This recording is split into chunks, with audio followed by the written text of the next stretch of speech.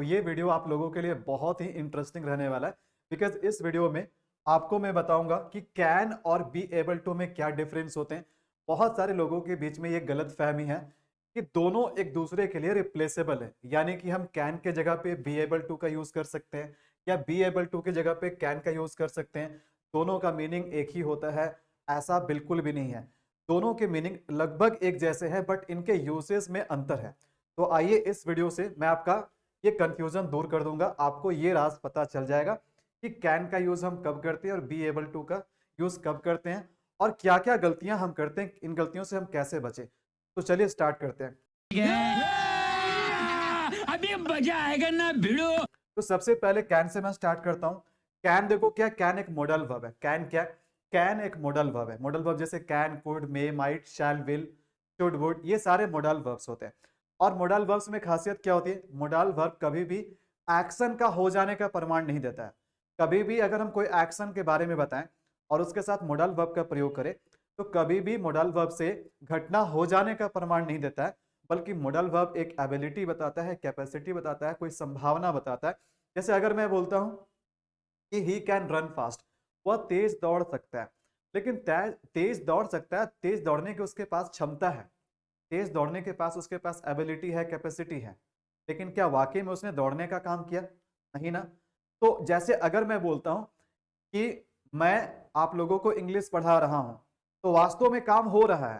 लेकिन अगर मैं बोलता हूं कि मैं आप लोगों को इंग्लिश पढ़ा सकता हूं, तो पढ़ा सकता हूं का मतलब है कि मेरे पास पढ़ाने के लिए एबिलिटी है, लेकिन काम वाकई में हुआ इसका कोई गारंटी नहीं होता है।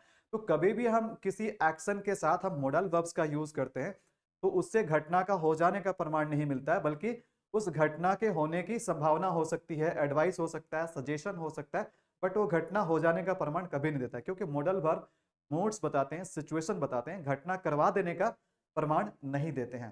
तो इसलिए जब हम बोलते हैं कैन बोलते हैं तो कैन भी एक मॉडल वर्ब है, जिसका हिंदी में शाब्दिक अर्थ होता है सकता है। हिंदी में क्या होता है? सकता है। और ये बताता क्या है? कैन से एबिलिटी, कैपेसिटी या पावर के बारे में पता चलता है। मतलब अगर हम किसी एक्शन के साथ कैन का यूज करें तो इससे पता चलेगा कि उस व्यक्ति के पास किसी काम को करने के लिए एबिलिटी है, कैपेसिटी है और पावर है, लेकिन वो वास्तव में वो घटना कर दिया, वो काम कर दिया, इसकी गारंटी नहीं है। बट हाँ, ऐसा मूड है कि उसके पास वो एबिलिटी है, कैपेसिटी है, पावर है, वो इस काम को करने में सक्षम है, वो इस काम को करने में सक्षम है, उसके पास वो चीज का एबिलिटी है। राइट। तो कैन का अगर पास्ट फॉर्म में चले, ये जो एबिलिटी, कैपेसिटी और पावर है, अगर इसको हम पास्ट में बताना चाहें तो इसका पास्ट इक्विवेलेंट क्या हो जाएगा? इसका पास्ट इक्विवेलेंट हो जाएगा कुड हो जाएगा। तो कैन का पास्ट क्या होता है? कुड होता है।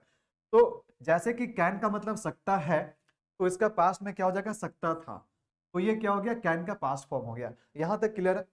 नेक्स्ट अब हम देखते हैं, ध्यान देना, अब बात करते हैं बी एबल टू का। कैन का बात हम लोगों ने कर लिया, अब बात करते हैं बी एबल टू का। अब ये बी एबल टू क्या है? सबसे पहले मैं बता दूं कि बी जो यहाँ पर है, यहाँ पर जो एबल है, एबल क्या है? एक एडजेक्टिव है, ये कोई मॉडल वर्ब नहीं है, ये एक एडजेक्टिव है। और इसके पहले बी का फॉर्म आएगा, इसके पहले वर्ब जो बी है इसका फॉर्म आएगा। राइट। तो ध्यान देना कि अगर हम एबल को प्रेजेंट में लिखें तो इसके पहले जो ये बी है, ये बी क्या बन जाएगा? ये बी बन जाएगा इज एम आर, ये बी बन जाएगा इज एम आर।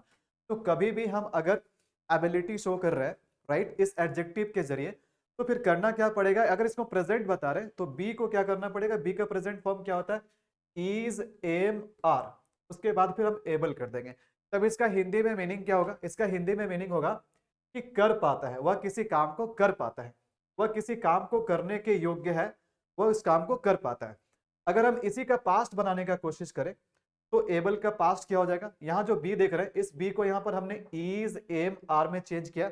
अब यहां पर ये जो बी है ये वाज वेयर में चेंज हो जाएगा। इसका बी का पास्ट फॉर्म क्या होता है? वाज वेयर होता है। तो यहां पर अगर हम हिंदी मीनिंग देखने का कोशिश करें तो कर पाता था, वो किसी काम को कर पाता था, उसने किसी काम को कर पाया, या फिर वह किसी काम को करने के योग्य था, वह किसी काम को करने के योग्य था। तो ये इसका पास्ट का फॉर्म हो गया। बात समझ में आ रही है? तो अब मैं आपको बताता हूं कि वाकई में इनके बीच में डिफरेंस क्या है। तो सबसे पहले हम ग्रामेटिकल डिफरेंस देख लेते हैं। तो ग्रामेटिकल डिफरेंस ये होता है कि कैन या कुड एक मॉडल वर्ब है, और मॉडल वर्ब के बाद आने वाला जो मेन वर्ब होता है वो हमेशा फर्स्ट फॉर्म में होता है, हमेशा V1 होता है। यानी कि कभी भी कैन या कुड के बाद जो हम दूसरा वर्ब लिखेंगे उसको हमेशा वर्ब 1 में रखना, उसके साथ हम टू नहीं लगाते हैं, उसको उसे वर्ब के किसी दूसरे फॉर्म में नहीं लिखते हैं, बल्कि वो V1 होता है। उसके बाद अगर देखा जाए तो अगर हम इज एम आर के साथ अगर एबल लगाते हैं या फिर वाज वर्ब के साथ एबल लगाते हैं, तो एबल के साथ V1 तो लगता ही लगता है, इसके साथ टू भी देना पड़ेगा। तो यहाँ पर टू के साथ V1 देना है और यहाँ पर विदाउट टू के साथ V1 देना है। तो पहला तो ये चीज ध्यान रखना है कि कभी भी हम कैन कोड के बाद टू नहीं दे सकते हैं, डायरेक्टली V1 देना पड़ेगा। लेकिन बी एबल टू रहेगा तो बी एबल टू के साथ हम टू भी देना पड़ेगा। यहाँ पर फुल इन्फिनिटिव लगता है, यहाँ पर वर्ब का बेस फॉर्म लगता है, यहाँ पर फुल इन्फिनिटिव लगता है। तो ये तो सबसे पहली बात होगी कि ग्रामर का डिफरेंस हो गया। तो अगर हम ऐसे लिखते हैं एग्जाम्पल के तौर पे, ही कैन, अगर हम बोलते हैं he can to speak English, तो ये सेंटेंस हमारा गलत हो जाएगा। क्यों गलत होगा? क्योंकि कैन जब लग चुका है तो यहां पर हम टू नहीं लगा सकते, केवल V1 रखना पड़े, केवल V1 रखना पड़े। अच्छा, उसके बाद he is able to speak English। अब यहां पर क्या करना पड़ेगा हमें? he is able to speak English, तो यहां पर हमें टू लगाना पड़ेगा। यहां पर सही है, यहां पर टू सही है, यहां पर टू लगाना बिल्कुल सही है। तो सबसे पहला डिफरेंस तो ये हो गया। अब हम मीनिंग से डिफरेंस को समझते हैं। मीनिंग में क्या डिफरेंस है? मीनिंग में क्या डिफरेंस है? तो मीनिंग में सबसे पहले मैं पास्ट वाला बताऊंगा। सबसे पहले मैं पास्ट वाला एग्जांपल दूंगा, क्योंकि पास्ट वाले एग्जांपल से बहुत अच्छे तरीके से क्लियर हो जाएगा कि दोनों के मीनिंग में क्या अंतर है, दोनों के मीनिंग में, यूसेज में क्या डिफरेंस है। तो ध्यान देना, यहां पर हम एक सेंटेंस लिखते हैं, वह परीक्षा पास कर सकता था, और दूसरा है वह परीक्षा पास कर पाया, वह परीक्षा पास कर सका। तो ध्यान देना, क्या दोनों सेंटेंस का मीनिंग सेम है? आप ध्यान से देखना सेंटेंस को, क्या दोनों सेंटेंस का मीनिंग सेम है? दोनों सेंटेंस का मीनिंग सेम नहीं है। हालांकि आप देख रहे हैं वह परीक्षा पास कर सकता था, तो सकता था यहां पर भी हम एक तरह से एबिलिटी के बारे में बता रहे हैं। उसके पास परीक्षा पास करने की एबिलिटी थी, क्षमता था, वो योग्यता था कि वो परीक्षा में बैठता और पास कर जाता। उसके बाद अगर हम सेकंड सेंटेंस अगर देखें तो वह परीक्षा पास कर पाया, तो परीक्षा पास कर पाया ये भी बात पास्ट का है, हम कोई प्रेजेंट की बात नहीं कर रहे, ये भी बात पास्ट का है। वह परीक्षा पास कर पाया या फिर वह परीक्षा पास कर सका। तो दोनों सेंटेंस में डिफरेंस ये है, जब हम ऐसे बोलते हैं कि वो परीक्षा पास कर सकता था, तो उसके पास परीक्षा पास करने की एबिलिटी थी, उसके पास परीक्षा पास करने की कैपेसिटी थी, उसके पास वो क्षमता, वो योग्यता था, लेकिन उसने परीक्षा दिया ही नहीं, परीक्षा में बैठा ही नहीं, और इस कारण से घटना नहीं हुई, घटना हुआ ही नहीं। मतलब वो चीज था, वो सिचुएशन था, वो क्वालिटी था, लेकिन उसने उस काम को किया ही नहीं।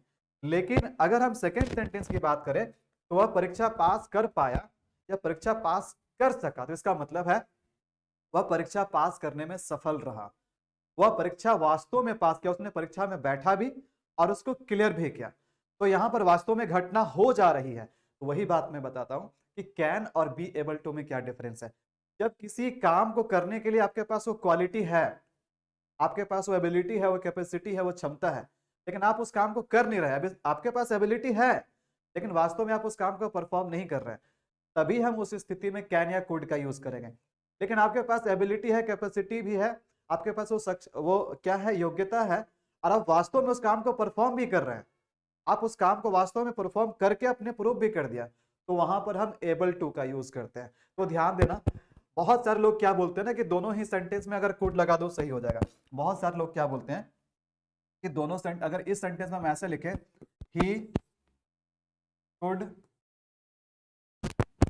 he could pass the exam, he could pass the exam। ठीक है, ये सेंटेंस बिल्कुल सही, he could pass the exam। तो यहां पर हमने क्या किया, पास कर सकता था, तो ये बात पास्ट की हो रही है, तो यहां पर कैन का हमने पास्ट फॉर्म कुड लिख दिया, मतलब उसके पास वो एबिलिटी था पास करने का। अगर हम इस सेंटेंस को अगर ऐसे लिख दें, इस सेंटेंस को भी सेम उसी तरीके से लिखते हैं, he could pass the exam. तो बहुत सारे लोग ऐसे ही बताते हैं कि इस तरीके से बात करेंगे तो भी यही सेंटेंस होगा इंग्लिश में, इस तरीके से बात करेंगे तो भी यही सेंटेंस इंग्लिश में होगा, जो कि बिल्कुल गलत है, जो कि बिल्कुल गलत है। ये सही है यहाँ पर, लेकिन ये यहाँ पर सेम सेंटेंस यहाँ पर नहीं आएगा, ये चीज गलत हो जाएगा। कारण ये है कि जब हम बोलते हैं कि ही कुड पास, मतलब उसके पास क्षमता थी बट उसने परीक्षा में बैठा ही नहीं, परीक्षा उसने क्लियर किया ही नहीं, तो फिर यहाँ पर घटना हो जाने का प्रमाण नहीं मिलता, जबकि सेंटेंस का मीनिंग ये बोल रहा है कि वास्तव में वो काम करने में सफल रहा, परीक्षा पास करने में वो सफल रहा। तो इसलिए यहाँ पर हम इस चीज को नहीं यूज कर सकते, यहाँ पर गलत हो जाएगा। यहाँ पर हमें एबल टू वाले स्ट्रक्चर का यूज करना पड़ेगा, यहाँ पर एबल टू वाले स्ट्रक्चर का यूज करना पड़ेगा। तो करेक्ट सेंटेंस क्या होगा? He was able to, he was able to pass the exam, he was able to pass the exam। अब देखो बिल्कुल सही है, अब 100% सही है, वास्तव में वो काम हुआ, वास्तव में उसके पास योग्यता था और वो चीज को कर पाया। he was able to pass the exam। तो यही दोनों चीज में डिफरेंस है। काम जब करने की आपके पास क्वालिटी है लेकिन आपने किया नहीं तो कैन या कुड लगाएंगे। आप अगर आपके पास क्वालिटी है और आप उस काम को आप अपने क्वालिटी का यूज भी कर रहे हैं, आप उसको परफॉर्म भी कर रहे हैं और परफॉर्म करके प्रूव कर दे रहे हैं कि आप उस काम को करते हैं, तो वहां पर हम एबल टू का यूज करते हैं। चलिए कुछ और एग्जांपल लेते हैं। ध्यान देना, वह तेज दौड़ सकता है। अगर कोई इंसान आकर के मुझे बोलता है कि वह लड़का जो है वो तेज दौड़ सकता है, तो भाई सही बात बोल रहा होगा, उसने वो चीज को देखा, मैंने नहीं देखा, उसने देखा है कि वह तेज दौड़ सकता है, तो मैं भी केवल इतना मान सकता हूं कि हाँ उसके पास वो दौड़ने की क्षमता हो सकती है, तेज दौड़ने की योग्यता हो सकती है, बट वास्तव में वो दौड़ पाया ये चीज मैं नहीं जानता हूं, क्योंकि मैंने कभी उसको दौड़ते हुए देखा नहीं, मैंने उसको कभी तेज दौड़ते हुए देखा नहीं। तो हम केवल इतना मान के चल रहे हैं, एक सिचुएशन मान के चल रहे हैं कि उसके पास वो चीज है, उसके पास वो एबिलिटी है, कैपेसिटी है, लेकिन जब वो तेज दौड़ के मुझे दिखा देगा तभी ये बात प्रूव होगा कि काम वास्तव में हुआ, तब वहां पर हम एबल टू का प्रयोग करेंगे। तो सबसे पहला सेंटेंस जो है कि वह तेज दौड़ सकता है, तो इसको हम कैसे बनाएंगे? He can run fast, he can run fast, he can run fast. तो जब हम बोलते हैं कि वह तेज दौड़ सकता है तो वास्तव में काम होने का संभावना है, यहाँ पर काम हो जाने का कोई प्रमाण है नहीं है, लेकिन हाँ किसका प्रमाण है कि उसके पास वो क्वालिटी है, उसके पास वो एबिलिटी है, उसके पास वो कैपेसिटी है कि तेज दौड़ सकता है। लेकिन हमें यह बताना है कि एबिलिटी है, कैपेसिटी है और काम वास्तव में हो भी गया, वास्तव में मैंने देख भी लिया कि काम वो कर सकता है, वो बात प्रूव हो गया है, तो वैसे स्थिति में हम क्या करेंगे? वहां पर बी एबल टू का यूज करेंगे। तो वह तेज दौड़ पाता है, वह तेज दौड़ पाता है, एक दौड़ सकता है, दौड़ पाता है, दौड़ पाता है कि मतलब वास्तव में वो अपने क्वालिटी को यूज कर पाता है, वह तेज दौड़ पाता है, वह तेज दौड़ने के योग्य है। तो ये क्या बन जाएगा? He is able to run fast, he is able to run fast। चलिए कुछ और एग्जांपल लेते हैं। अभी जैसे यहां पर हम एक एग्जांपल ले लेते हैं,